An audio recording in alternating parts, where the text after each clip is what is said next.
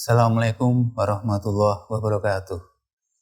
Alhamdulillah, nahmaduhu wa nasta'inuhu wa nastaghfiruh wa nu'minu bihi wa natawakkalu alaih. Asyhadu an la ilaha illallah wa asyhadu anna Muhammadan abduhu wa rasuluh. Allahumma shalli ala Muhammad wa ala alihi wa sahbihi ajmain amma ba'd. Sembah mutakin yang dimuliakan Allah Subhanahu wa taala. Bahwasanya Allah Subhanahu wa taala menciptakan segala sesuatu di dunia ini adalah berpasang-pasangan.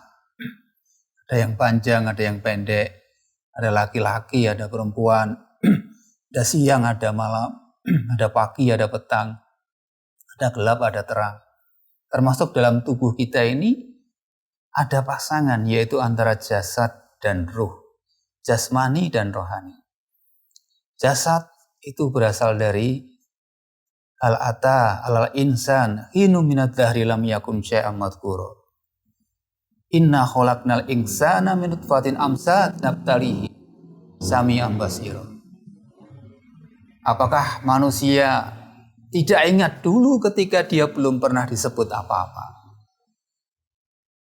Yang kemudian Allah Subhanahu wa taala ciptakan manusia itu dari air mani yang bercampur. Itulah asal usul daripada jasad kita yang merupakan dari saripati tanah yang dimakan oleh ayahanda kita dan ibunda kita, kemudian bercampur menjadi satu, jadilah kita dengan izin Allah Subhanahu wa taala.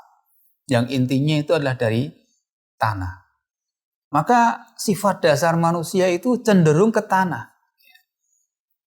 Dalam Quran surah At-Taubah, Allah Subhanahu wa taala firmankan, "Ya ayyuhalladzina amanu, malakum idza qila lakum infiru fi sabilillahi saqaltum ilal ard." Hai orang-orang yang beriman, kenapa ketika kamu itu diseru untuk keluar fi sabilillah, maka kamu kelet di bumi, nempel di bumi, berat dengan urusan-urusan dunia. Maksud dengan urusan dunia, nempel di bumi, kelet di bumi, ini apa urusan dunia itu?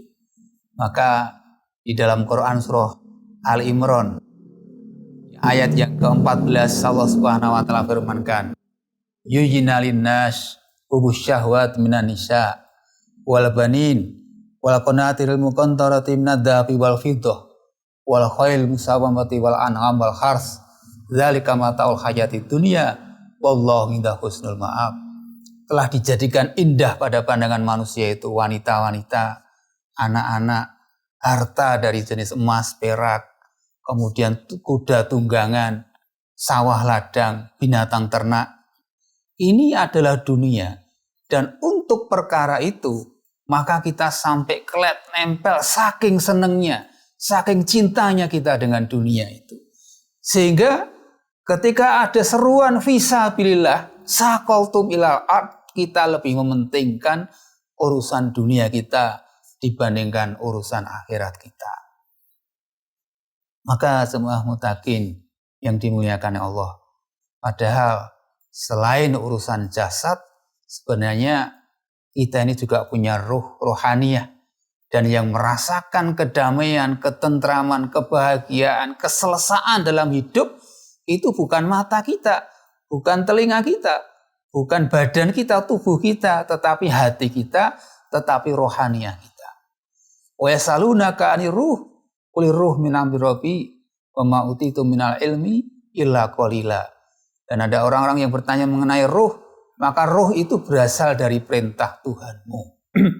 Maka inilah semua mutakin yang dimuliakan oleh Allah. Sebenarnya hari-hari ini ada pertentangan antara jasad dan ruh, keinginan jasadiyah dan rohaniyah kita. Mana yang lebih kita utamakan dan mana yang lebih kita pentingkan.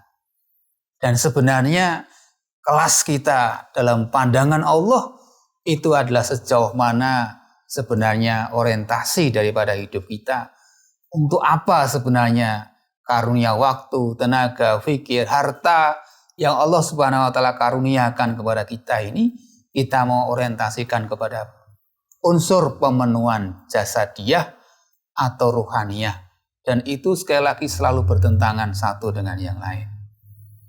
Maka yang dikehendaki dalam kita hidup di dunia ini adalah penyempurnaan rohaniah kita.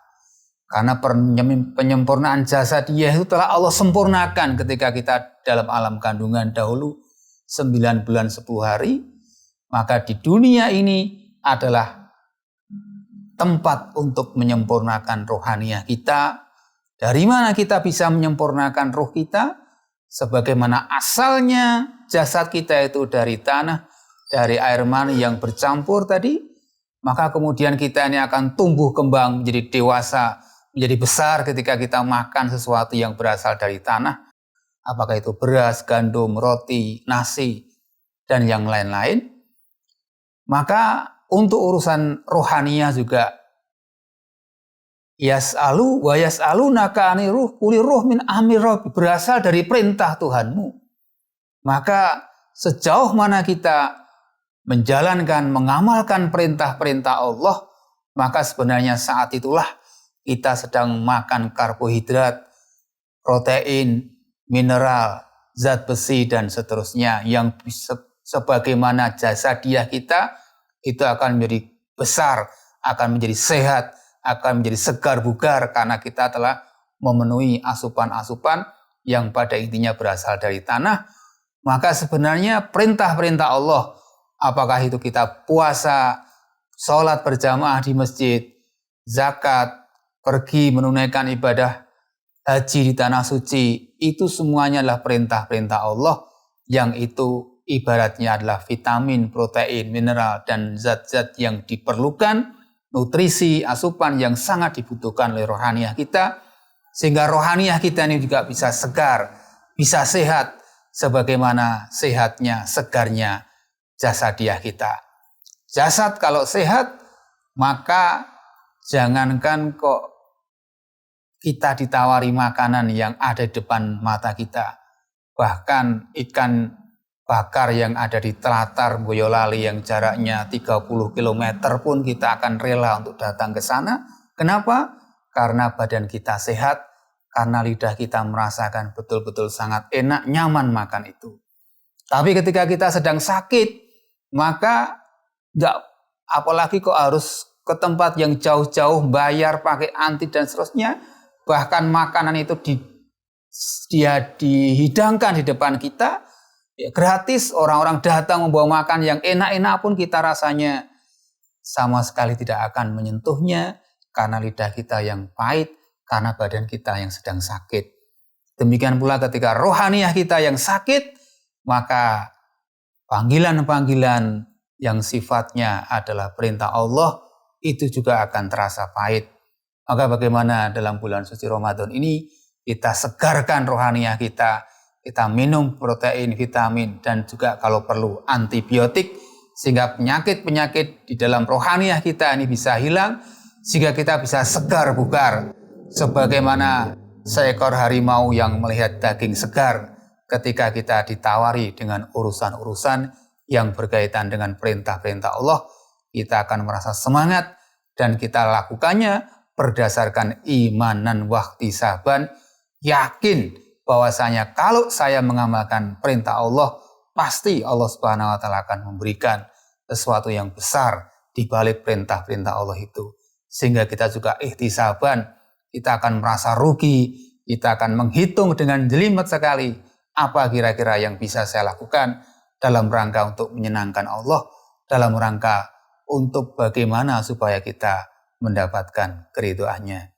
Mudah-mudahan di bulan suci Ramadan inilah kita nanti akan keluar dari bulan suci ini betul-betul dalam keadaan rohaniah yang segar bugar, dan kita akan merasa sangat bersemangat dalam rangka untuk menjalankan perintah-perintah Allah dan mengamalkan sunnah baginda Rasulullah Sallallahu Alaihi Wasallam. Demikian, mudah-mudahan ada manfaatnya. Billahi taufiq wal hidayah. Assalamualaikum warahmatullahi wabarakatuh.